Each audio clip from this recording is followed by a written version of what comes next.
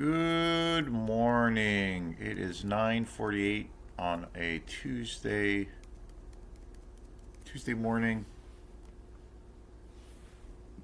December 23rd. Tomorrow is Christmas Eve, so Santa Claus is filling his fat stomach with energy bars and turkey sandwiches so he can go on his epic journey that he does every year. So, yeah, pretty excited. Christmas is right around the corner. And I'm going to be doing my big, for what it's worth, I always do my annual Christmas special. So many movies that are tied to Christmas, and it just in general, well, part of my tradition with my family, we always when I get together with my folks on the holidays, we always watch a shit ton of movies. It was pretty funny on Thanksgiving. Um, I rented, you know, I think it was like three or four movies, and of course, go to Opera House Video.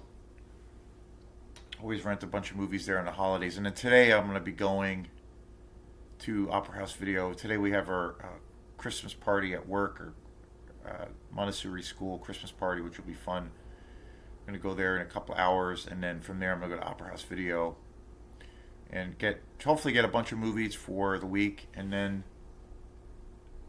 got to do a little bit of shopping, last minute shopping, and then do some wrapping after that and try to get some practicing in. We're supposed to get a lot of snow, which is pretty awesome, really awesome. I think it's supposed to snow today into Christmas Eve, so pretty exciting. Very, very exciting. I love having a white Christmas. We had one last year, which was pretty awesome. It snowed. We got about 7 or 8 inches. I remember last year on Christmas Eve, and that was pretty awesome. So we're supposed to get hit pretty hard with snow. So I'm hoping we get some snow. Um, I just uploaded a video for this movie I just discovered. I saw it the other night. I was just blown away by it. Silent Night, Deadly Night from 1972. It's this really obscure movie that I just happened to hear about. I did a watch along on a Pizzawell, who is a awesome YouTube guy. He did a watch along with this movie. I never heard of it, and it's never gotten a physical media release. And it's that movie, because it's from '72. It's now public domain, and you can watch it for free on YouTube. But the quality of this YouTube video, or of that version of the film on YouTube, is really good. I was really impressed. Like, it looks really good. It looks better than, if you take like a high end or a pretty good high level kind of DVD, and then after that you have a Blu-ray, version. This is like a high level DVD quality. It's pretty good, and I was blown away by it. It was amazing, and I just uploaded a video for that. Just a killer slasher movie. I mean, slasher movies are my jam, and this is wicked old school. I didn't know anything about it, and I was like, this movie totally rules. So I just did a show on that. I highly recommend it, and it's a seasonal Christmas movie. But the last big movie day that I did it for my folks on Thanksgiving, I brought some movies over there, and we watched, and it was hilarious. We started out with watching the final movie in the Mission Impossible series, The Final Reckoning Part Two, and then after that we watched that new Brad Pitt movie, the racing movie. I can't remember the name of it, and both those movies are fucking super long, especially the Mission Impossible movie. It's like 3.5 hours or something. And and then we watched the Brad Pitt movie after the racing movie, and it was hilarious because it was like we were watching 6 hours of just like balls to the wall, like Hollywood, porn, and it was high octane, and it was fun. I liked the Mission Impossible movie quite a bit.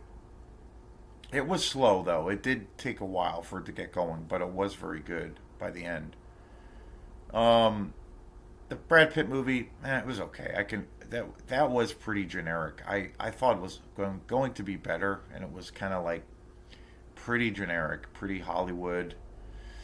Um, I'm not really interested in racing cars. Like I love racing chase movies, but that really wasn't that. It was more of just a straight up racing movie. It was pretty straightforward. I thought it was going to be a little bit more kind of like what Brad Pitt did with Moneyball, which was a fucking awesome movie about the Oakland A's, and that was really good because it was.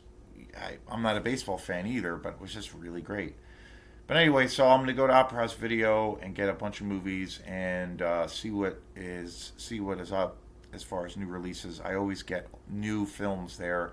I kind of want to get. There's a few Christmas movies, horror films that I haven't seen that I recently heard about, like Silent Night, Deadly Night, which I was just blown away by. So I'm gonna look into maybe getting one or two Christmas movies, Christmas horror films, preferably, and maybe we'll sneak them in tonight. But we'll see. Anyway, I want to do a special show on because I've been trying to like with a lot of these exploitation movies that I've been covering. I've been wanting to take a little bit more of a deeper dive on these films. You know, like one movie that kind of got me started on this kick was my all-time favorite zombie movie, 1981's Burial Ground. I love that movie to death. It's such a disturbing, sleazy zombie movie, just amazing. And so I decided to like. I had these ideas of why don't I take a deeper dive as opposed to like just doing a review on the film. And I bought it a few years ago on Blu-ray, and I've seen it so many times. I just love that movie. But then I thought, well, there's so many things about that movie. Why don't I like take a deeper dive? And so I did a show on the composer, the music, the score for that film, which I just absolutely love. I also did a show on the director and a few other things. So because I feel like a lot of the times, a lot of these actors, directors are, pretty much unknown and they're kind of obscure, but they're so great. And so that prompted this idea for today's show. A couple of weeks ago, or I think it was last week, I bought these movies, Axe and Kidnap Coed by Frederick Friedel, and these movies are just absolutely amazing from the 70s, 74. Absolutely phenomenal exploitation movies. And I did shows on both of these movies, which I had never seen before. This was also a Severin release, which I was blown away by because I didn't know they made DVDs. I only thought they did Blu-rays and 4Ks. So when I came across that and it was brand new, unopened, I instantly picked it up, and it's amazing. Both movies are just killer. But there's an actor in it that I really want to talk about, and that is Jack Canon, who's in both of these films, and he is such an awesome actor. I love his style. He's just such a badass actor, and I wanted to do a show today on just him as an actor. Pretty obscure actor. I've been trying to find a lot of information about him online, and there is stuff. He's been in a lot of movies, especially in the 70s and 80s. He had a pretty long. Well, I don't know if we say it was long, but he had a pretty good amount of success, especially in television. And when I watch both of these movies, Jack Cannon stars in both of them. The first movie, Axe, which is like just a killer slasher movie, really, really awesome. Definitely has like Texas Chainsaw Massacre vibes because the movie does take place in this kind of old farmhouse, and so it has a little bit of that vibe, but amazing slasher film. And then the other film, Kidnap Coed, which also stars Jack Cannon. What a surprise! That movie was so great because it's such a unique exploitation movie in some ways. It's radically different than Axe, because Axe is like more of a straightforward slasher movie, but so well done. Like really great characters, great atmosphere, and it doesn't stay to like it's not a paint by numbers slasher film. It has a lot of interesting twists and turns, but it's overall just a super badass, insane slasher movie. That's the best way to describe it. Kidnap Coed is a little bit harder to describe. It is a very interesting movie. I was very surprised by it. It is. It's very dark. It's very violent. Um, there's a couple of scenes in Kidnap Coed that are uh, pretty brutal, but it has comedic elements. It is kind of this weird love story, and it's also a road movie. But and Jack Cannon is the star of this, so I was so blown away by his performances in both of these movies. And it was interesting because when I was watching these movies, I watched them both back to back last week. I'm like, where do I know him from? He looked so familiar. Jack Cannon looked so familiar, and I'm like, I know I've seen him in other things. So, in some research for the show, I was looking him up, and in the '70s, Jack Cannon, he's an American actor. He he was in a lot of television shows in the mid to late '70s, to even in the early '70s. Had he was in a few different series, and he um, then went on to do movies. He kind of exited doing television roles and moved into movie roles, and he ended up kind of doing a bunch of exploitation movies. And he passed away at the age of 71, not all that, like about 10 years ago. And so when I watched both of these movies, I was like, man, I know I've seen him before because there's something really familiar about him. There's something about him that really reminds me of like the classic kind of badass Hollywood actor, like a Steve McQueen or um,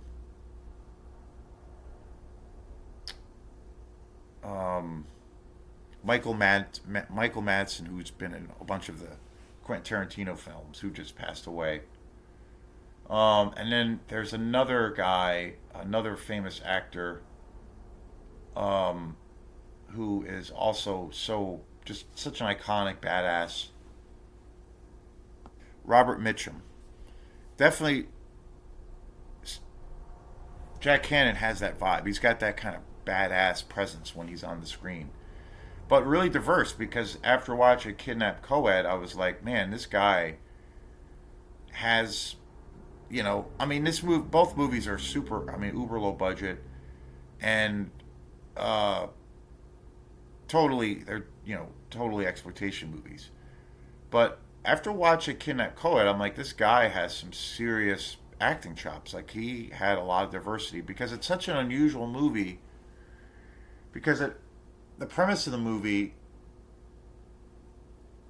is about it's a kidnap movie. Basically, his character, Jack Cannon's character, kidnaps this girl who is the daughter of this very wealthy guy, and so he decides to kidnap this girl and basically hold her ransom for lots of money.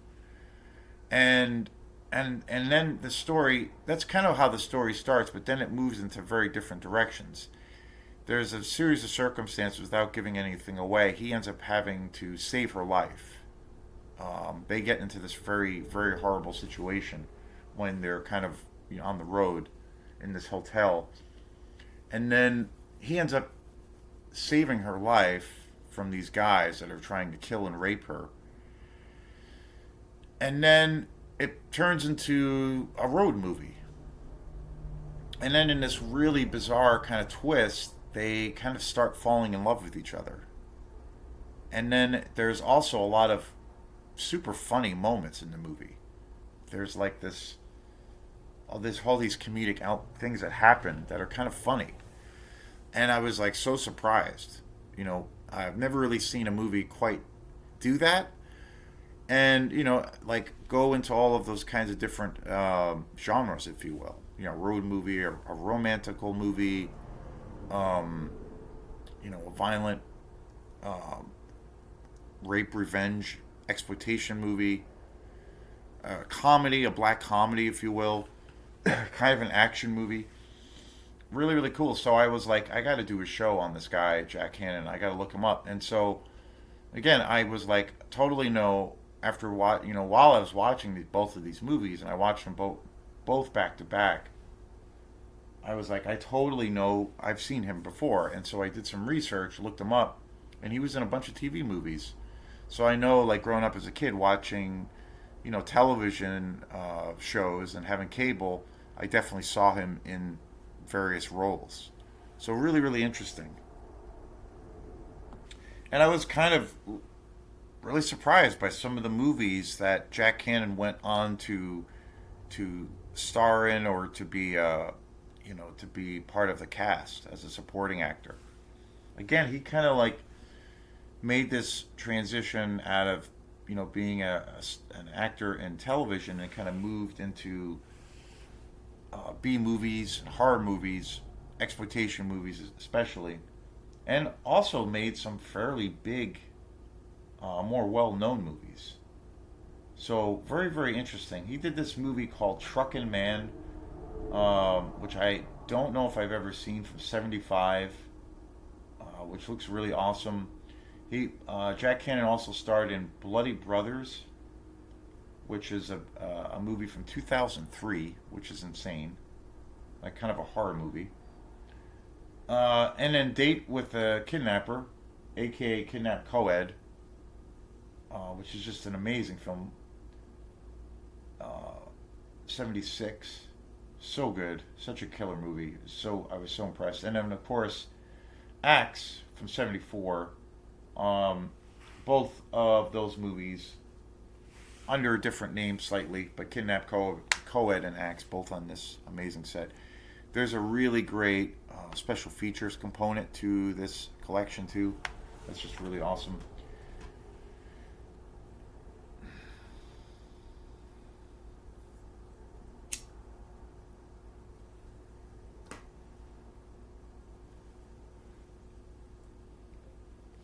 That's one of the things about taking a deeper dive. You just never know. You just never know what you're going to discover. And he was also in some David Cronenberg films. He was in Scanners, which I didn't realize. So I'm gonna have to watch Scanners again and watch for Jack Cannon. But he was in Scanners as well. Masterpiece. The biggest surprise was he was in the comedy, which is, I remember it being pretty awesome. I haven't seen it in so long. He was in Weekend at Bernie's from that came out in '89, which is hilarious. I mean, that was a big comedy movie that I was kind of raised on, and I have all these memories of watching that when I was a kid. But he was in Weekend at Bernie's, and then also with Emilio Estevez, the Stephen King movie Maximum Overdrive, which is hilarious. So you just never know. I mean, he had a really interesting career. I guess relatively short, relatively obscure actor, but he definitely left his mark. And if you watch these movies, uh, Axe or Kidnap Coed, especially Kidnap Coed, because it really shows how he had lots of different strengths as an actor. Like he could do, you know, watching this movie, I was really surprised by his performance because you can see him playing. He's really great at playing a really menacing villain, which he kind of does play in both movies, but especially Axe. And so he's great at playing the heavy guy, the villain, and he looks like he's very intimidating. Like kind of like I said, Robert Mitchum or Michael Madsen, and but yet he is very funny. He has got great like comedic timing, and he has that or had that leading role kind of quality as well. And you see all of those kinds of different colors, even though it's a super trashy exploitation movie, uber low budget. You really see that Jack Cannon had some some real talent as an actor. Really, really great. And he could, I could have seen him. I could have seen him do like a straight up comedy or a romantical movie, a romance. Um, because you really, again, you see that he's got all of these great qualities. And I think first and foremost, he was known in like there were a lot of the roles that he played on, in television. He played a lot of the heavy roles. He played the kind of the bad guy, because automatically when you see him on the big screen, you're like, yeah, he's this guy's badass. Like, you don't want to mess with him. Super cool though, super under the radar, a known but unknown actor. But he was in some very great killer films, and also was in some big Hollywood films. I mean, probably the biggest being Weekend at Bernie's, which is hilarious. Like I did not know that. So you just never know. But really, really great. I'm gonna keep my eyes peeled. Some of these movies I haven't seen from him, and again, I watching these, I was like, I definitely saw him growing up, on various TV shows playing, sideman roles or maybe some lead roles. Super awesome. So I wanted to do a show, kind of just talking about Jack Cannon and how much I think he is just awesome, and a new discovery, but yet I definitely did, see him in other things before. So yeah, great stuff. So thanks again, and we will see you next time. Peace.